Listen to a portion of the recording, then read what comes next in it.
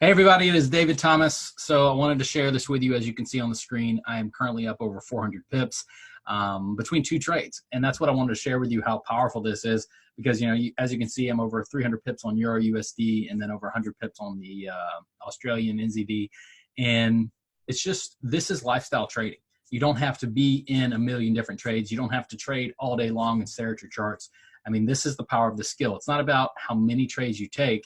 It's about the right trades, about taking the right trades with the proper risk versus reward.